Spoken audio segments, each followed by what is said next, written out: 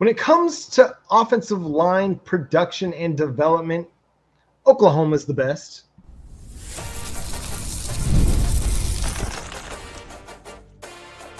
You are Locked On Sooners, your daily podcast on the Oklahoma Sooners. Part of the Locked On Podcast Network, your team every day.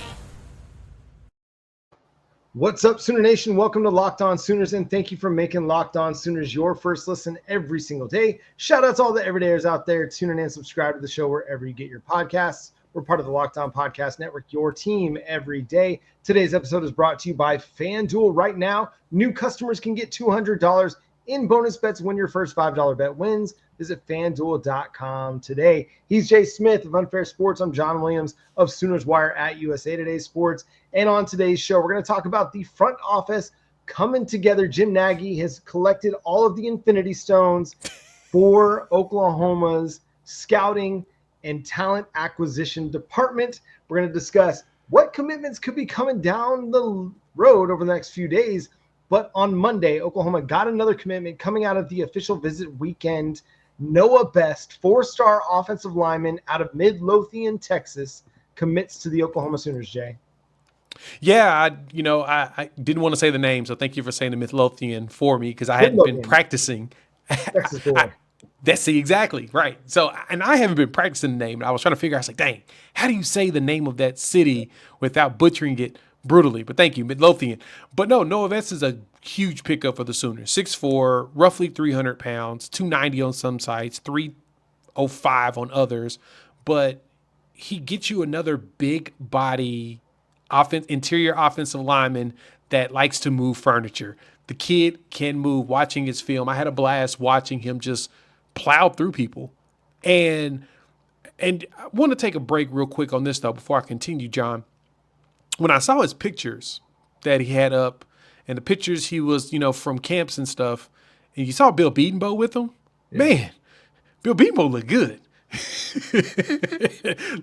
look like he's been on that Schmitty workout too, but you got that from Noah, who recognized just how good Bill Bedenbaugh is at his job and how he's beloved in the league. So he said it in a quote, if you want to go to the league, he's the best offensive line coach out there to get you there, blah, blah, blah.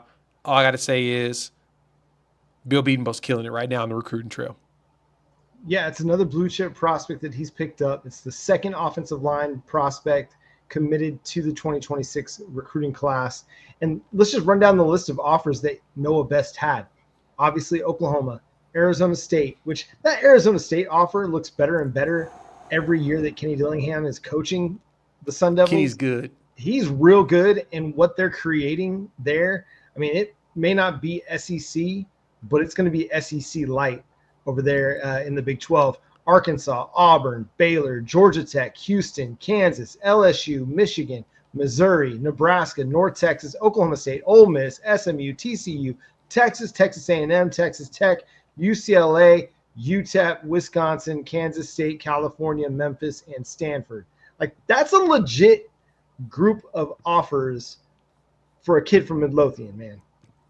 Yeah, and we all know a lot of them Texas offensive linemen be putting in work, especially at that size. And watching him in camps, I was looking at Parker Thune over there at OU Insider had some videos of him at camps, and I think it was at the Rivals camp, and he wasn't letting people buy him that easily. Like, it was, you had to work to get past Noah Best, and that's what you want. That's what Oklahoma's looking for. They're looking for guys that can do that. And so, to me, I'm pretty excited to see that we're starting to land. We're starting to see the commitments come in. That's what, the fifth one in the last few weeks? Whew.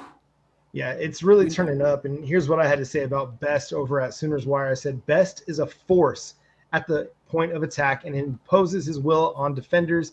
He really moves well in space, displaying the athleticism to pull across the formation and climb to the second level in the run game. As a pass protector, Best displays really good footwork. He doesn't allow defenders to beat him around the edge. He's a strong player. Once he gets his hands on the rusher, they don't go anywhere. And I think that's that country strong that we've ascribed to Derek Simmons. The same can be ascribed to Noah Best. The dude just latches on, and you're not going anywhere. Once he gets his hands on you, you're done. You're not going to be able to get around him. You're going to have to try and bull rush through him. And that's very, very, very difficult to do. So it's a big pickup, man. And I think adding him gives you somebody that, okay, the projection is he's going to play guard, but he's got a lot of experience at tackle. And I think that is important because, okay, even if you do move him into guard, say you got to bump him out to offensive tackle for a series, for a half, for a game, you've got a guy that's got a lot of experience as opposed to having to go the other way around where it's like, oh, dang, all of our guards are down. Now what do? We're trying to bump tackles into guard, and that's a very different ball game. So he's going to have a little bit of a developmental process as he gets more acclimated to playing on the inside, playing against the defensive tackles like Jaden Jackson, like Grayson Halton, like those big dudes that are over 300 pounds. That's going to be an acclimation process. But again, he's already got the functional play strength to go be a force at the next level. But what a better place than to get acclimated to the collegiate level than with one of the best defensive lines in college football. Yeah. I don't care what y'all say. Argue with your mama. We've already seen enough people that rate defensive lines and rate rosters. They all are saying, yep, this is probably one of the better ones in college football. And so, hey, that's a good way to develop a player. You're gonna learn a lot about them when you put them in the trenches with those guys. Then they can try to figure out how good they actually are going to be, or how much they're going to prepare, how much they're going to develop. Because when you're going up against a bunch of dudes that are that good, yeah, you're going to learn. You're going to learn a lot about yourself. And I think that that's good for Noah Best, getting the opportunity to play against a really good defensive line in practice. And that's going to do nothing but development because, again, our best ones really are still young. So we've got time, especially on the interior, that he's going to be able to actually practice against. So, yeah, I'm pretty excited to pick him up. He's going to add to a pretty solid class that we know that Bill Bedenbaugh is going to get. I expect at least 4 offensive linemen, 2 tackles, 2 guards to continue building the depth that we need on this roster going forward, and kind of see where it goes. Yeah, so the next one that I think everybody is going to be watching for is Deacon Schmidt, another guy that was in for an official visit. I think everybody's pretty excited about him and encouraged about where Oklahoma stands in that recruitment. Again, you're going to have to pull him out of Colorado, pull him away from Coach Prime and Deion Sanders and the Buffaloes, and he's got a very impressive offer sheet as well. But again, Bill Bedenbaugh has done a really good job on the recruiting trail for a lot of years. And he's got a lot of skins on the wall that have a lot of people excited about coming to Oklahoma still. Again, wipe away everything that happened in the 2024 season on the offensive side of the ball. Just pretend like it was a mirage. It didn't exist, because people still have a lot of respect for Bill Bedenbaugh, even though the offensive line really didn't come together last year. Even though the offense really didn't come together last year, there's still a lot of respect for what Oklahoma has to offer, especially offensive linemen. Yeah, and don't even forget Desmond Green. He was also in town, and he's one target that Oklahoma wants to go after. I know Georgia is huge after him. He's based out of South Carolina, and 6'4.5", 6'5", 350. So he's already a big boy who can also play in the interior. Makes me think like Fabechi Wewu at the size and the ability, maybe Eddie Pierre Louis-ish estique. And yeah, I expect Oklahoma to have the offensive line wrapped up, hopefully here by the 20th, because once that Champion Barbecue comes through, there's going to be a lot. That's another big weekend for the Sooners, and we'll dive deep into that. Yeah, there's going to be more commitments coming forth pretty soon, actually. We anticipate several more, maybe even this week. We'll discuss who's up next for the Oklahoma Sooners coming up next here on Locked On Sooners. The NBA playoffs are in full swing, and every night delivers highlight-worthy performances, major momentum shifts, and can't-miss moments. We saw with my Thunder, they were able to do something, and whether it's a game-winning shot or a breakout player, there's never been a better time to get in on the action. So, FanDuel's making it easy to stay in the game before tip-off and live with player props, performance trends, and same-game parlays. Fans have more ways than ever to play smart and win big. Like, for example, there's a 4-leg same-game parlay right now for the NBA Finals with Alex Caruso scoring 10 points, TJ McConnell scoring 10, Aaron Wiggins scoring 10, and then Benedict Mathurin scoring 10. That's a huge one. $10 win you about $400 right now. And the good thing about it is that FanDuel's going to hook you up. You bet $5 and you win, you'll get $200 in bonus bets to go with it. So if you're new to FanDuel, it's the perfect time to sign up. Head to FanDuel.com, place your first $5 bet. If it wins, you'll get $200 in bonus bets. Same game parlays are a great option for that. Make every moment more with FanDuel, official sports betting partner of the NBA. Once again, thanks for making Locked On Sooners your first listen every single day. Shout out to all the everydayers out there. Tune in and subscribe to the show wherever you get your podcasts. We're part of the Locked On Podcast Network, your team every day. So, Jay, anytime that Oklahoma gets a commitment, the very next question is who's next? And so let me ask you this. Who do you think is coming up next? Because we saw several recruiting predictions, one for Tyler Ruxer, the tight end out of Indianapolis, Indiana, one for Tavian Branch, the defensive tackle prospect out of Pennsylvania. Yep. A lot of positive momentum for the Sooners right now. Yep, and you also got one for Braxton Lindsay. So yes, Josh McCuistion over on 3 Sooners Scoop dropped 3 quick predictions. He's throwing his name, putting his name in the hat on these players coming through. But no, that is always the big question because Oklahoma had made some really good inroads. All the reports coming out from the weekend is some of the recruits that came through, like a Dallas Dickerson, a Jaden Pettit. He enjoyed his visit. And, we know Ja'Cory Smith, who's at Bryan, Arkansas, got his boy Matthew Nelson to go ahead and say that he's going to commit himself. Elijah Golden came through. So the names and the list is long of opportunities. So I'm going to give y'all 3 names that I believe. And the reason why I'm going to give you 3 is because Hayes Fawcett from over at On3, the guy that makes the graphics, he posted a tweet early yesterday morning, and he had the pony, he had ×3, and then he had BV doing the Boomer Sooner thing, right? Well, what that means is he got 3 graphics ready for Sooners to commit. So Nelson wasn't one of them. He's already done. We've got 2 more because Noah Best committed right after he dropped that. So now you got 2 more names that we've got to figure out who it is. The Tavian Branch one makes sense. Branch has already said that June 11th is going to be his commitment day. Is when he's planning on doing it. It's between Oklahoma and Rutgers, it looks like. Think he's probably going to be one of them. If I was a betting man, I'm looking at either a player of the caliber of who I heard, like Danny Odom, who I heard that he's canceled all his other OVs. I think I saw an article from Chad Simmons on that. That's pretty fascinating that a guy would cancel all his OVs after doing a visit with Oklahoma. I'm also looking at Jaden Pettit. He just did an article. I saw an article from OU Insider. Go check it out. Parker Thune and him do a fantastic job. And, the quote that came out of it is that he likes that Oklahoma's made him a priority. He plans on making his other visits, but he's really digging what Oklahoma is. He likes that Oklahoma likes to work.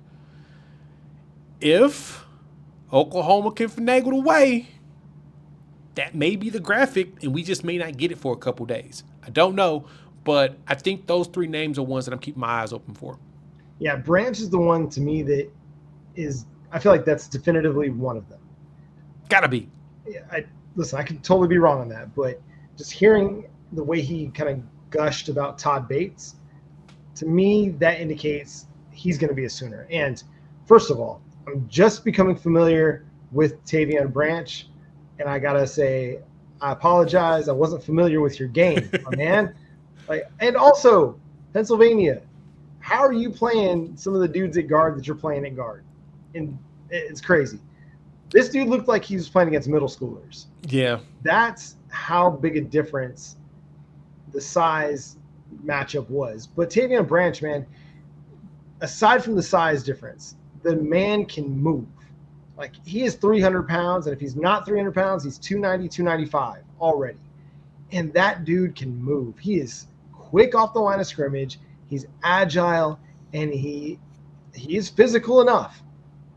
Again, there's always an acclimation period that you expect when you're going from high school to college, but he's already got some really, really nice tools in his bag that are going to make him they're going to make him one of those players that could potentially contribute right away because he has already got the size and he moves so well.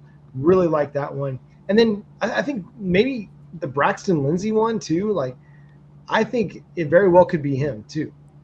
And I became familiar with him just the other day as well, as I'm starting to get more familiar with these 2026 prospects. Mm-hmm. And my goodness. Oh, he's big. That he's kid, he reminds me of Nick Bonito. Like, I can see it. So quick off the edge, so physical, just a darn good playmaker. I think everybody's projecting him to be an off-ball linebacker, but I could very well see Cheetah in his future because you're going to want to rush him off the edge. He's just so good at it naturally, and he's worked at it as well. But you're going to want to rush him off the edge some. But again, man, I love that kid's game. So I think Oklahoma is really in a good position for some really talented prospects. If it's the corner Danny Odom that you're talking about, that would be huge for Jay Valai to get another blue chip prospect in another recruiting cycle. Yeah, and to me, another name to even keep in consideration is Deacon Schmidt. He did another visit. Sounds like Oklahoma he's leaning heavily that direction. Much love for him. He did an interview with my guy Coop over on the channel. He really loves Bill Bedenbaugh. Bill Bedenbaugh is the dude that everyone just falls in love with as a recruit. Yeah. I promise you you win Michael Fasusi just because of Bill Bedenbaugh. As you get to know some of these recruits and you find out why they're picking Oklahoma, especially on the line, Foger, Bill Bedenbaugh. It's like that dude, that's the guy that you've got to do whatever you possibly can to keep him on staff at all times because he needs to be coaching at 150 years old because that is the guy that, for real, so many players just love him. And so I can see even Deacon Schmidt being on that list of players. But no, we're not going to ruin the kids, moment. So it's going to be a surprise for y'all just like it is for us. But when you read the tea leaves, there's certain things that are kind of coming out, right? Mm-hmm. We're seeing certain players have, like I said, the Danny Odom one with him canceling visits makes you feel like he's about to shut it down. He's about ready to be done with the entire process and focus. And Oklahoma was the last visit. Oklahoma had a good relationship. Now, that's no guarantee. And I say that because Noah Best just came off a visit from Kansas State. Then he committed to Oklahoma. Yep. So there's no guarantee in that circumstance, but It does feel like Oklahoma's in a good spot. Now, for me, I want to hear more about that Tavian Branch. I want him. I want to talk about Dallas Dickerson. I want to talk about Jaden Pettit. I want to talk about 3 wide receivers that I feel like would be huge pickups for the future for Emmett Jones that he could mold because Dallas is really good. Love the speed that the kid has. He's fast. He's just fast in general, period. Add in Jaden Pettit, 6'4". Yeah. I like giant wide receivers like you do, John. That's your thing. You're big on the big wide receiver like me. Love to have that. And then if you want to, and then from Grossi, who gives you really Elijah Thomas vibes, you can't lose with either one those 3. I want all 3 of them, so we can figure that out. But it's going to be a very intriguing next couple of days. Yeah, part of me kind of wonders if they're going to be waiting on what happens at the quarterback situation. Yeah. And if I can tell you who I hope one of these graphics that Hayes Fawcett has created, I hope it's for Bo Bentley so that we can get that quarterback situation figured out and resolved with a couple weeks ahead of the Champion Barbecue so that these wide receivers know maybe what this quarterback situation is going to look like moving forward. We got Jaden O'Neal committed.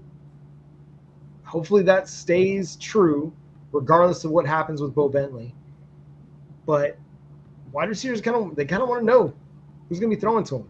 At the same time, Oklahoma's quarterback situation is pretty well set for now and for several years down the road with John Mateer and Michael Hawkins to start. Yep. And then whatever happens in 2026, you're going to get a good quarterback just a matter of which one, if not both. And then 2027, if you can land Peyton Houston, you're stacked for the rest of the decade at quarterback. Yep. Perfectly fine. Perfectly fine. We'll see. Jim Nagy's doing work. He's adding staff to his front office. Again, collected all of the Infinity Stones. He's ready to go to war. Let's talk about Jim Nagy's front office coming up next year on Locked On Sooners.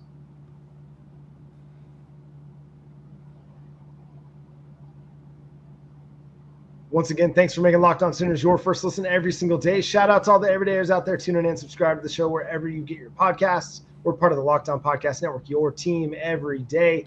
Jay, so Oklahoma officially announced the front office for Jim Nagy and the Oklahoma football program, announcing every single position that is filled currently. What do you make of what Jim Nagy has put together?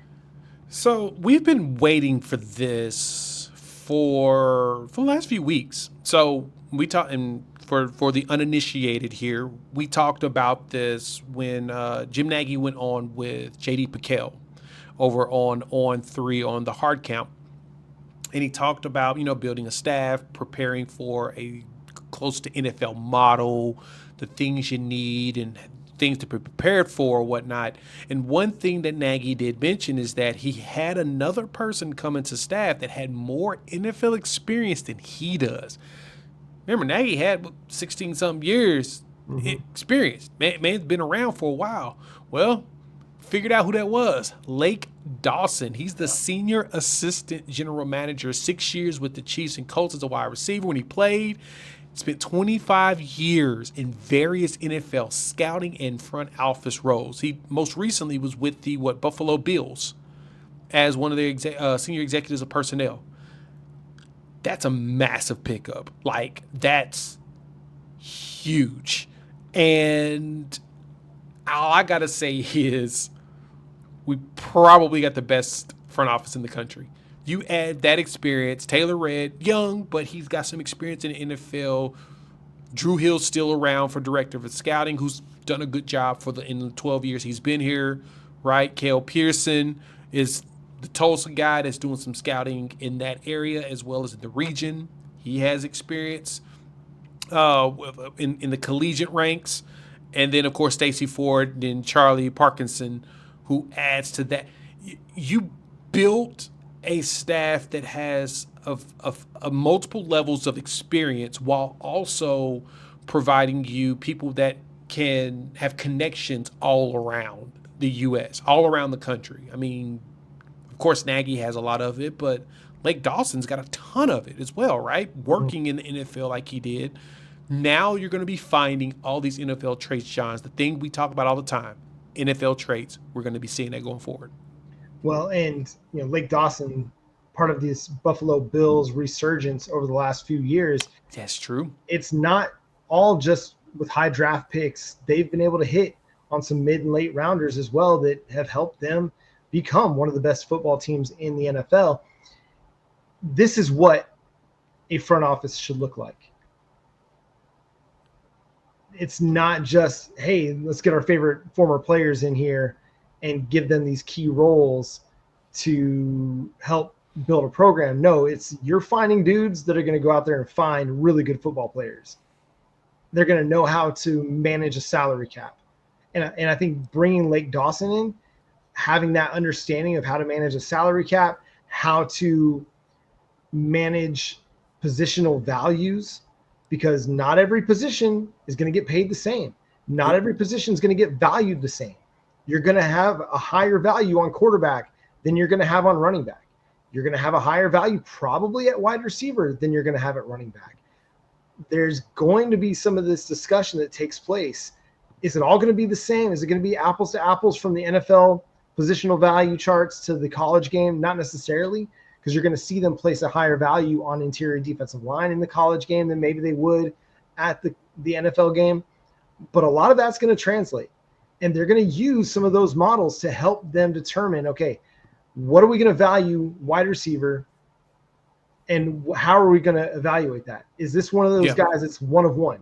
Like, is he worth breaking the bank for?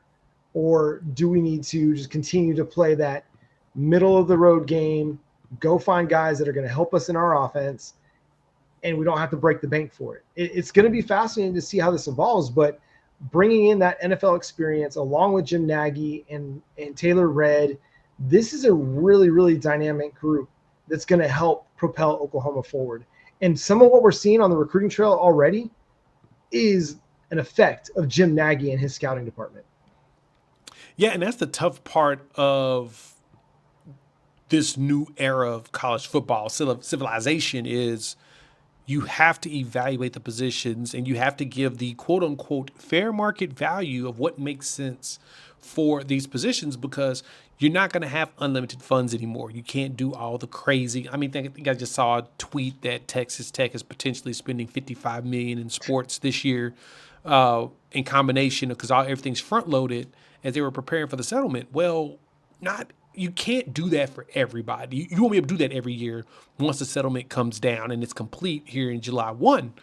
So now you got to start getting smart. You got to get creative. You got to find diamonds in the rough while also getting a couple of elite players. You're going to have to balance out the roster and having coaches and front office staff that can take the suggestions from the coaches and also provide suggestions. Say, hey, this kid looks like he has NFL traits. You have NFL guys talking to college guys like, hey, how much more do you think he's going to grow? How much more space do you think his body has? And they can discuss and really evaluate that together. And then the next thing you know, boom, John, you got, oh, yeah, this kid's probably going to be your specimen, your R. Mason Thomas, right? You get him as a 3-star that no one really didn't think that they had ideas he had talent, but they weren't sure. He's undersized, and then he puts on weight, still has his twitchiness, still has his speed, still has his strength. The next thing you know, boom, you get 9 sacks out of him. That's not a guarantee, but that's what you're looking for. You want a combination of a player like that on top of getting yourself some elite 4 and 5 stars, in which you're going to get some blue chips. Don't worry. Sooners are going to land those. Right now, they're evaluating everything, and your higher ones are typically the ones that take the longest. And I think Oklahoma's finding all the ones with the best traits, and they're going to pursue the heck out of them. Well, I think they're looking for guys that just have football mentality. Yeah.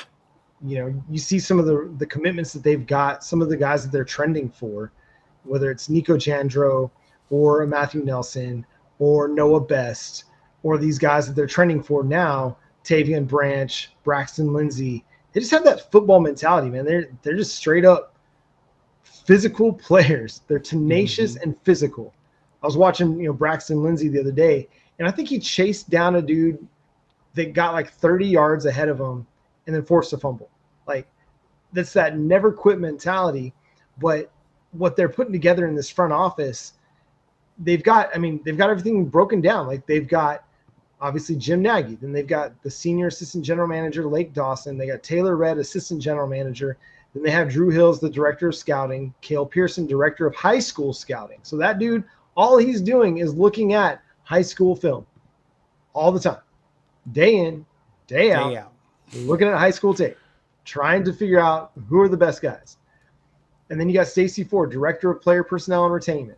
That's a key position in this era of college football. It's not enough just to get these guys on campus. You got to keep them on campus. Oklahoma did a really good job of that in the offseason by retaining so much talent that was definitely going to have some offers out there in the transfer portal landscape. And then you have Charlie Parkinson, the assistant director of college scouting. That's an important role as well, not only for future scouting of opponents, but for transfer portal potential. You've got to have guys that are scouring the college ranks, trying to figure out, okay, who are the guys that might jump into the portal? And do we like those guys? You got to be ahead of the game, because if you're finding out about a guy and then you're trying to watch him that day, you're going to be behind the 8 ball because somebody else is going to have watched him. So they've got some really good group of guys that is spread, covering every aspect that you want them to cover. And this takes so much pressure off of the coaching staff. They can just go coach football now. Yep. That's it. That's what they can do. Players, build relationships, and coach football. The things they love to do.